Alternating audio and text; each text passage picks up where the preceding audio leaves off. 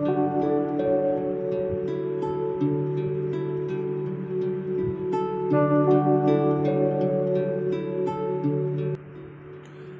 and welcome to Before Exams. Here we help you to prepare for your competitive examinations. Subscribe to our channel so that whenever we post the content about your exam, you get the notification about it.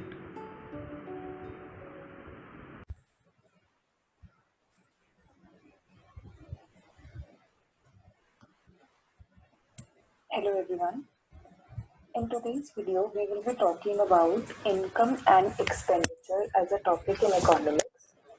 So as we know that income and expenditure serves as the major topics in economics because both the terms basically constitute economics. और economics बनते ही तब है when we talk about income and how we spend it, whatever the expenditure that we derive, that is derived from that very income, and whatever benefits that that this particular income serves to us, वो सारी चीजें when compiled together forms economics. So it is very important to talk about income and expenditure in economics as a criteria. So जब भी बात income की आती है and expenditure की आती है तो there is this term called budget which is very important क्योंकि budget is a financial plan जो कि बताता है that how the expected income and expenditure over a certain period of time is sort of used, how it is expected to be used, and किस तरीके से इसका usage जो है हम करते हैं, कितना पैसा हमारे पास है, उसे कहाँ पे हमें इन्वेस्ट करना है, कहाँ पे स्पेंड करना है, हमारी कितनी इनकम है. So all that financial plan is basically a budget. Budget आपका हाउस होल्ड बजट भी होता है, आपके स्कूल का बजट होता है, आपकी पर्टिकुलर जिस ऑर्गेनाइजेशन में आप काम कर रहे हैं वहां पे एक बजट होता है, and then this budget for the whole country which is called your economic budget for the country. तो why budget is needed?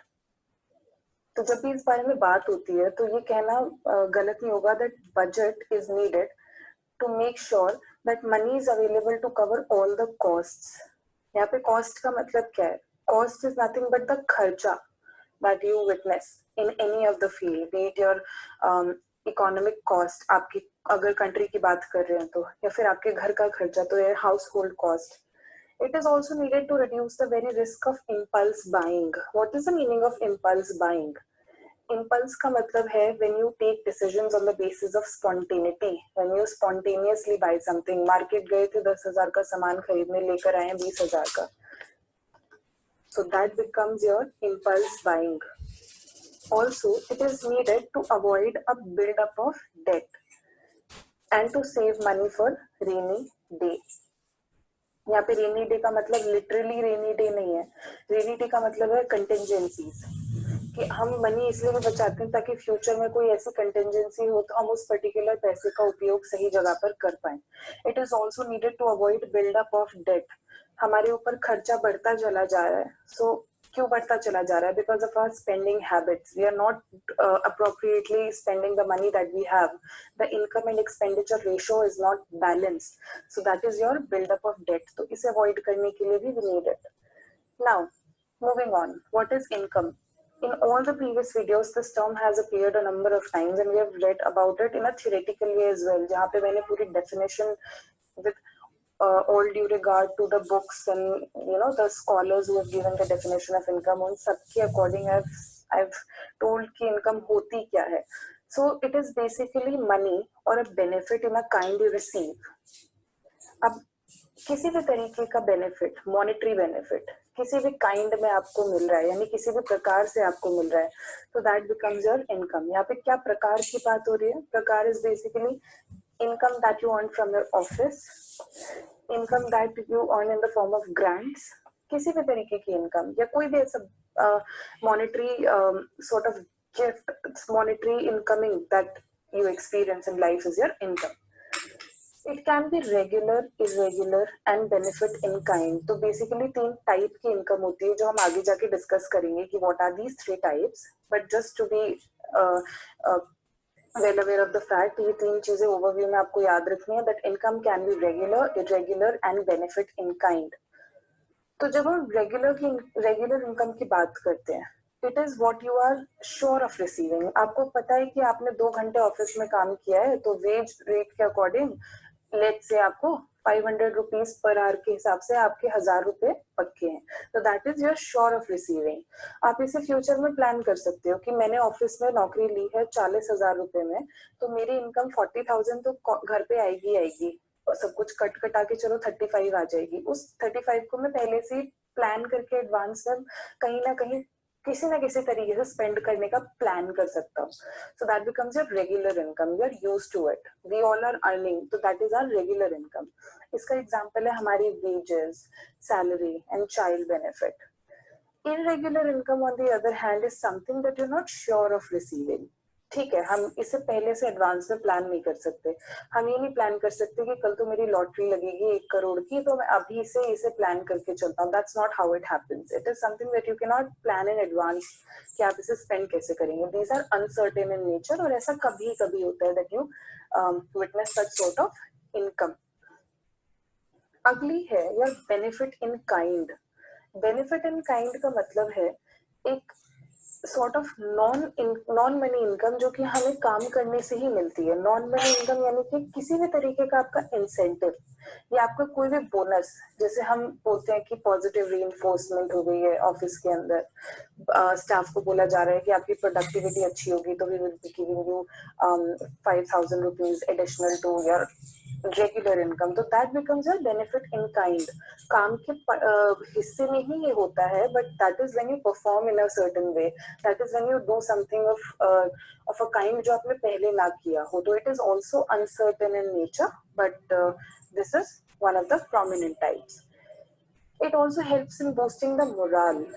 Employ का मोरल बूस्ट करने के लिए ये बहुत ज्यादा फायदेमंद होती है, बिकॉज ऑफिस में अगर हम देखें, when we talk about the corporate culture we see on a daily basis, even our parents do so, उन लोगों को बोला जाता है कि if they perform in a certain way तो उन्हें कुछ ऐसी बेनिफिट्स मिलेंगे जो कि उनकी सैलरी को एड ऑन कर देंगे। So they work hard for that, because उस पर्टिकुलर चीज से आप एडिशनल प्लानिंग कर सकते हैं। एक प्लानिंग जो आप अपनी रेगुलर इनकम के साथ कर रहे हैं, and then comes the additional planning. Like if initially I was planning to buy a car and I am getting 5 या 10,000 रुपीज मोर, तो आई कैन बाय कोई भी ऐसी कमोडिटी जो घर के काम आ सके। सो that becomes your additional investment पहले से ही। So they are of certain types, like wages could be a prominent example. Then salary. Salary is the regular income that one receives from doing a job in according to the time spent at it. So these are your wages and salaries. Okay.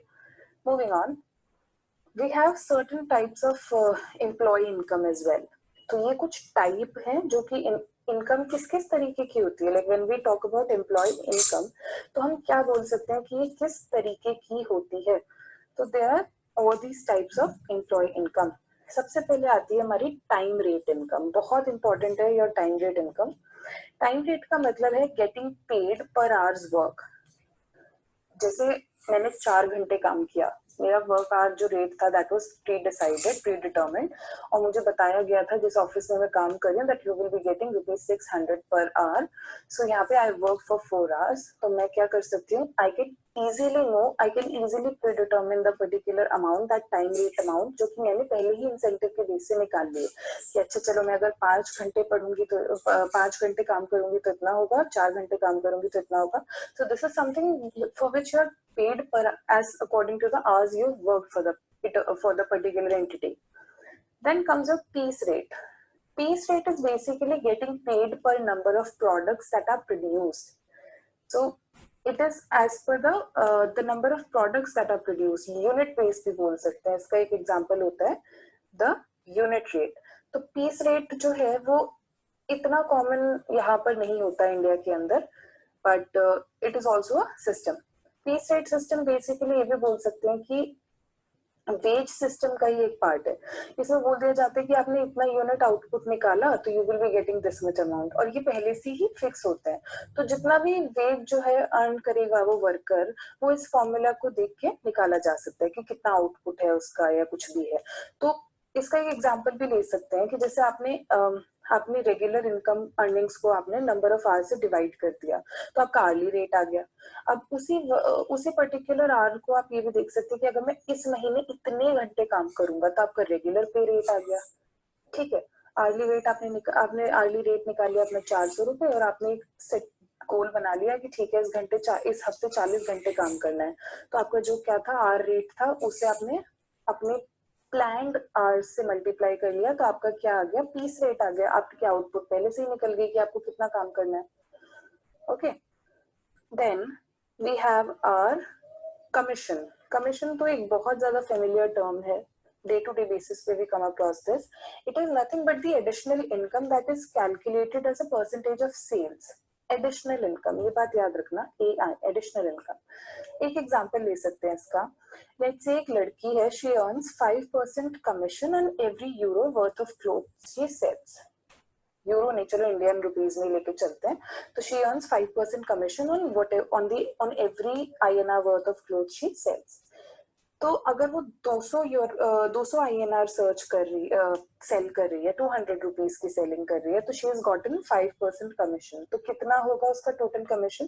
That is simple, 5/100 into 200, जितना भी उसका वो हमने decide किया। ठीक है, तो जो भी निकलेगा that becomes the commission. Commission मैं दोबारा रिपीट करती हूँ, it is an additional income calculated as a percentage of sales. हमने ये टर्मिनोलॉजी बहुत ज्यादा ऑफिस वर्क कल्चर के अंदर सुनी है कि अगर आप 1 लाख की सेल कराते हैं तो you will be getting 10% commission, यानी उस सेल के ऊपर जो 10% है वो आपको आपकी इनकम में ऐड होकर मिलेगा, that becomes your commission. And ये भी एक तरीके से रीइंफोर्समेंट एक्टिविटी है, ये भी आपको आपके काम की प्रोडक्टिविटी बढ़ाने में हेल्प करता है। Okay, then we have our basic wage. Basic wage नाम से ही you can clearly undermine, it is the regular weekly payment for the normal hours that are worked. Regular weekly payment for normal hours worked. ठीक है, एक set rate है किसी भी एक कॉर्पोरेट कल्चर का। ज्यादा बड़ी इंडस्ट्रीज की बात नहीं करते, मीडियोकर इंडस्ट्रीज की बात करते हैं। पहले से ही प्रेडिटर्मिन रेट बना लिया है दैट फॉर एग्जांपल 10 रुपए 30 घंटे, या फिर 10 रुपए 1 घंटा। 30 घंटे आपने काम किए, हो गए 300 रुपए। So this becomes your basic veg, एक सॉर्ट ऑफ मिनिमम वेज, जो इतना तो मिलना ही मिलना है। उसके ऊपर देन हर कंपनी का अपना एक अलग स्ट्रक्चर होता है, एज पर दैट वो डिसाइड करते हैं the basic veg. Okay, over time. What is the meaning of over time? Over time होता है जब आप एडिशनल आवर्स काम करते हो। एक तो होते हैं आपके normal working hours. Normal working hours are your office hours. Let's say you work 9 to 5, आपके 6 या 7 घंटे का इज योर ऑफिस आवर। एक दिन आपको लगा, या हफ्ते में 3-4 दिन आपको लगता है कि चलो 2-2 घंटे और काम करते हैं, so that the work is completed on time and that मेरी productivity भी increase होगी, and then everybody will think that I'm an efficient employee. हम ये नहीं बोल सकते कि everybody will think, usually people do that for the sake of their own productivity. तो हाँ, people who take their work seriously they do overtime. Overtime इसलिए किया जाता है to enhance the overall productivity and to earn the maximum benefits one can. So overtime is the additional payment for working over your normal hours. इसका एक example लेके चलते हैं. Let's say time and a half. Okay, so let's say 10 rupees plus 1.5. So that becomes your 15 rupees per hour. Double time लेके चलते हैं तो वो हो गया 10 rupees into 2, that is your 20 rupees per hour. एक हम ट्रेबल टाइम भी लेके चल लेते हैं, 10 rupees into 3, that becomes your 30 rupees per hour. So that is your overtime, hourly base for whatever additional benefits you're getting or additional working hours that you've added into your normal working hours becomes your overtime. And overtime तो हर एक industry में prevalent है India के अंदर। एक और example लेके चलते हैं इसका। लेट्स से एक लड़की है, she receives 20 rupees per hour for a normal 30-hour week. All right, और and double time for over time. ठीक है, तो यहाँ पर उसका 32 आवर वीक में कितना पैसा होगा? एक एग्जांपल लेके चलते हैं कि दोबारा I am repeating, there is this girl, let's say उसका नाम है Rekha. Rekha receives 20 rupees per hour for a normal 30-hour week and double time for overtime. तो वो कितना अर्न करेगी फॉर अ 32-hour वीक? यहाँ पे 2 घंटे ऐड हो गए हैं। तो बेसिक पे क्या थी? ₹20 हर 30 घंटे के काम के लिए, मतलब ₹20 पर घंटा, और काम करती थी 30 घंटे, तो कितना हो गया 20 into 30, that is equals to ₹600। यहाँ पे ओवर टाइम बढ़ा है उसका 2 घंटे का, और तो टोटल कितना हो जाएगा, it will be equals to your ₹680. All right. Okay. Next topic is your gross wage. Gross veg जो है वो है आपका basic veg plus over time before deduction. तो ये बात याद रखना, gross veg becomes your basic veg plus over time after deduction. अगर हम इसका एक और एग्जांपल लें तो वी कैन, अगर हम इसे डिफाइन करें तो हम बोल सकते हैं कि ग्रॉस वेज जो है वो है आपका total amount that you pay an employ before you withhold the taxes and other deductions. So basically क्या होता है कि जो पेरोल withholdings है किसी भी एम्प्लॉय की, जो एम्प्लॉयज टेक होम पेरोल होती है वो सिग्निफिकेंटली लेस होती है उसके ग्रॉस वेज से, ये बात याद रखना। तो as I said, it is the total amount that you pay an employee before you withhold the taxes and the other prominent deductions. All right. Moving on, we have this thing called gross wage. We have done. Yes. Now we have net wage. Net wage. हमने जब definition की थी gross and net की, जब हम GDP कर रहे थे in the videos, we talked about gross and net का difference. Alright, तो your net wage is basically your take home pay, यानी इतना तो घर जाएगा ही जाएगा after deductions. So basic pay plus overtime after deductions becomes your net wage. Gross veg क्या था, basic veg plus overtime before deductions, यानी अभी डिडक्शंस हुए नहीं है। एंड यहाँ पर क्या हो गया नेट वेज के अंदर, यहाँ पे डिडक्शंस के बाद और बेसिक पे को ऐड करके what ever amount you're getting becomes your net wage. Alright. अब बात करते हैं डिडक्शंस की। बहुत बारी word we have witnessed, what is the actual meaning of deductions. तो डिडक्शंस दो तरीके की होती हैं, voluntary deductions and involuntary deductions. Voluntary deductions आदमी की चॉइस के ऊपर होती है, एम्प्लॉय की चॉइस के ऊपर होती है, एंड इनवॉलंटरी डिडक्शंस होती हैं आपके कंपल्सरी डिडक्शंस, जैसे आपको सरकार को टैक्स देना ही देना है, आपको यूनिवर्सल सोशल कॉन्ट्रीब्यूशन करना ही पड़ेगा, तो that becomes your involuntary deduction. And voluntary deduction is your choice, like आपको पेंशन के लिए कटवानी, मेडिकल इंश्योरेंस, सेविंग्स करानी है, trade union fees, that becomes your voluntary deductions. दो टाइप हो गए, voluntary and involuntary. Okay, now हमारे कुछ स्टैट्यूटरी डिडक्शंस भी होते हैं, नाम में ही स्टैट्यूटरी आ गया, like the something related to government, तो ये होते हैं आपकी जैसे PAYE डिडक्शंस। PAYE होता है pay as you earn deduction, तो it is use by government to invest in services, जैसे कि हेल्थ केयर में गवर्नमेंट इन्वेस्ट करती है, तो ये कुछ डिडक्शंस होते हैं जो आपकी सैलरी से करे जाते हैं। एक होता है इनका आपका PRSI डिडक्शन, जो मैंने यहाँ पे मेंशन किया, it is very important. PRSI is your pay related social insurance. ये तब कलेक्ट करा जाता है, it is collected as a contribution by the employee towards social welfare benefits. All right, it is a contribution by the employee towards the social welfare benefits. इसका एक example लेके चलते हैं, like old age pension, unemployment benefit, etc., etc. So this becomes your pay related social insurance. All right.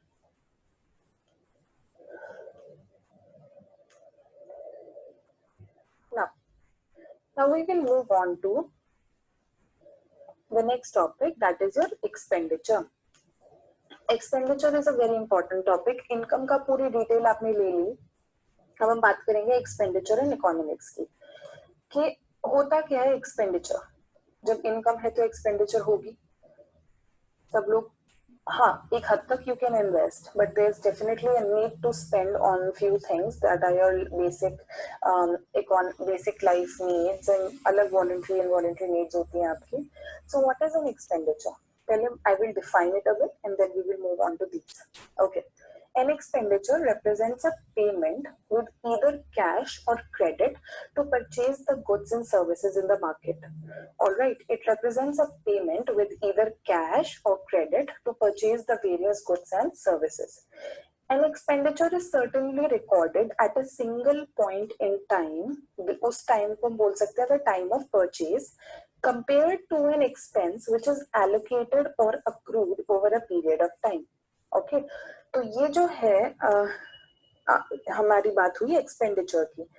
तो to record the occurrence of an expenditure, and a particular person who is taking care of it must show the evidence of the transaction occurring.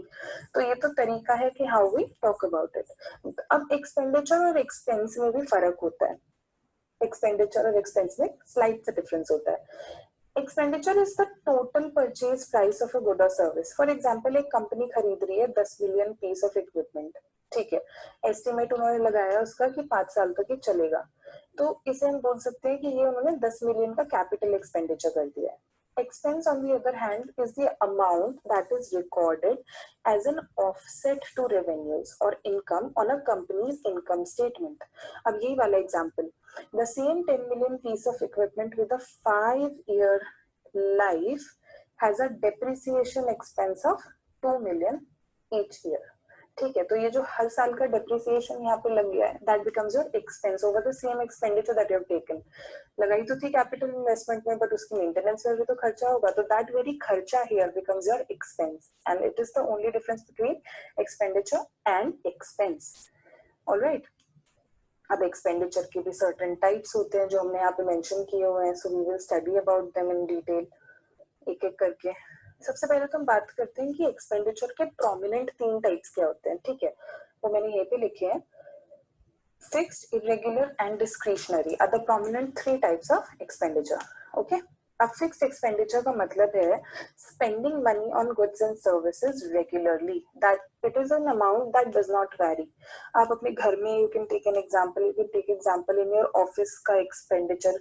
अब एक example लेके चलते हैं, जैसे हमारे sundry expenses होते हैं। ओके, हमें हमें प्रिंटर के लिए A4 साइज शीट्स चाहिए, तो कितनी शीट्स आएंगी कंपनी के, अगर हम बोले कि प्रिंटिंग कॉस्ट जो आएगी कितनी आएगी, तो वो शीट्स तो हर महीने चाहिए, वरना काम कैसे होगा ऑफिस का। तो these are certain fixed expense, वो तो होगा ही होगा। इलेक्ट्रिसिटी का बिल है, जाना ही जाना है, so these are the fixed expenses और द एक्सपेंडिचर। इसी में there is one example called irregular. Irregular में होता है आपका spending money on goods and services regularly, but जो अमाउंट आप स्पेंड कर रहे हो that may vary from time to time. आज हमें खरीदना था सामान, तो वो लेट्स से 1 लाख रुपए की कॉस्ट पे मिला, और हमें अगले महीने भी खरीदना है, बट उस टाइम शायद 80,000 का मिले या शायद 1,20,000 का मिले। तो यहाँ पे जो कॉस्ट है वो वेरी कर जाती है, अमाउंट बेसिकली। फिर आता है हमारा discretionary expenditure. It is spending money on things we want but we do not need, ठीक है, तो this is your discretion, whether you want to buy it और you don't want to buy it. आप खरीद लेते हो, that's a different matter all together, but you certainly don't need it, ठीक है। अब कुछ एग्जांपल कर सकते हैं हम फिक्स्ड, इरेगुलर और डिस्क्रिशनरी के।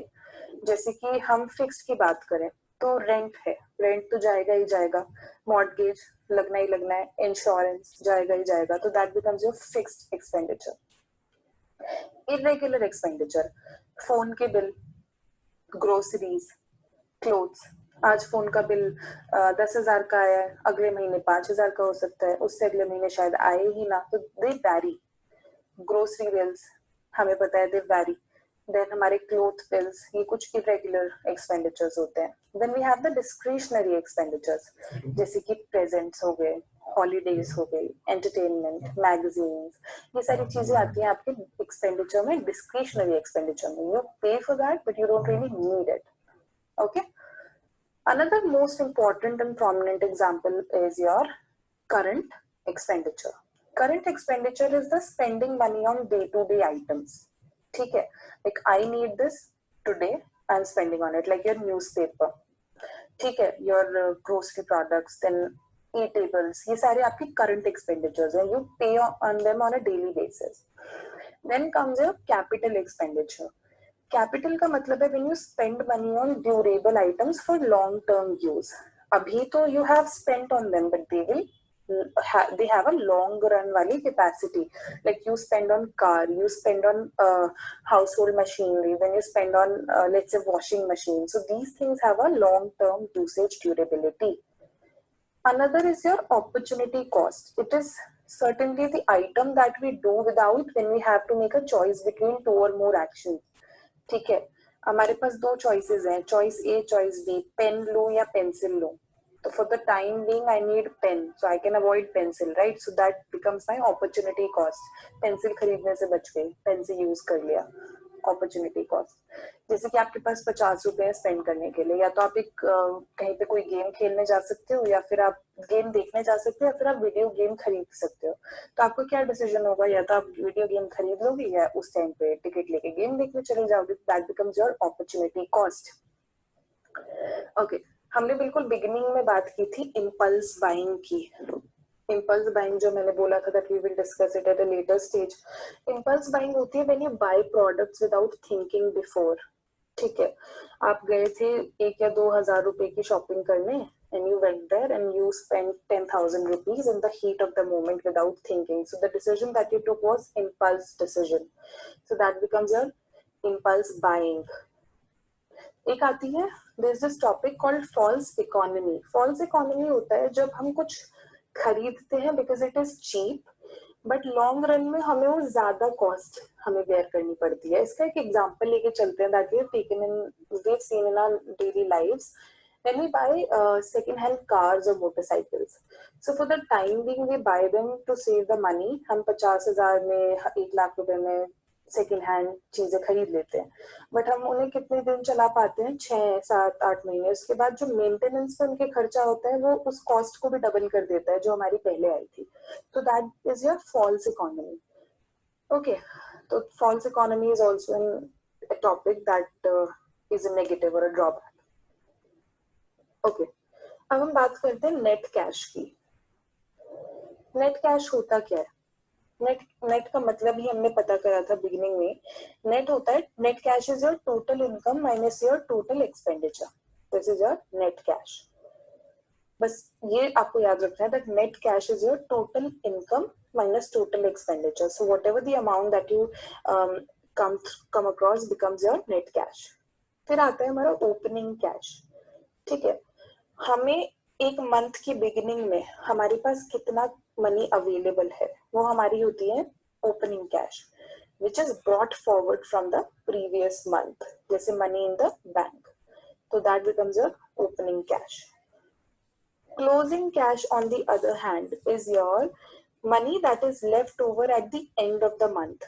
हमारा सारा खर्चा सब कुछ होके, सब कुछ खत्म होके, then there we are left with certain amount, तो वो हमारा बन जाता है closing cash। वो हमारा surplus हो, deficit हो, हमारी एक छोटी मोटी अमाउंट जो बच जाती है, तो उसका भी एक फॉर्मूला है which is your net cash plus your opening cash becomes your closing cash. Okay, so these were the topics related to expenditure. Now, expenditure के बारे में let's talk about one more thing. हम certain types of expenditure की बात करते हैं in accounting. ठीक है, तो there are certain types of expenditure in accounting. जैसे हमारा capital expenditure. तो एक कंपनी जो है वो कैपिटल एक्सपेंडिचर कब इनकर करती है? जब वो एसेट परचेज करती है, और वो एसेट जो है they have a useful life. 1 साल से ज्यादा तो अगर उनकी यूजफुल लाइफ है तो वो नॉन करेंट एसेट कहलाते हैं, तो वो हो जाता है आपका capital expenditure. And in many cases it may be a significant business expansion और an acquisition of a new asset with the hope of generating more revenues in the long run. तो हर एक ऐसा asset therefore requires a substantial amount of initial investment, and it also requires continuous maintenance after that to keep it fully functional. So this is your capital expenditure. एक और example है revenue expenditure, जो हमने पढ़ा भी है books में। Revenue expenditure तब होता है जब एक कंपनी को मनी स्पेंड करनी है on a short term benefit, तो वो short term benefit is for less than 1 year. और ऐसे एक्सपेंडिचर टिपिकली होते हैं ऑनगोइंग ऑपरेशंस में, जब हमें फंड की जरूरत होती है, जैसे कि हमें राइट्स लेने के लिए लास्ट मोमेंट पे कुछ खर्च करना पड़ गया, तो that becomes your revenue expenditure. अब आता है हमारा third one, that is your deferred revenue. Deferred revenue expenditure जो है वो एडवांस पेमेंट को बोलते हैं, जो कि हमने गुड्स एंड सर्विसेज के लिए की है। So this is an advance form of prepaid expense. Alright, और ये अरेंजमेंट यूजुअली एक एग्रीमेंट होता है जो कि कंपनी रिसीव करती है फॉर अ सर्विस और अ goods in the future. but it pays for the goods and services in advance. So this becomes a deferred revenue. So ये थे हमारे कुछ important concepts about the income and expenditure in economics. Also, I shall give one basic overview to what we studied till now.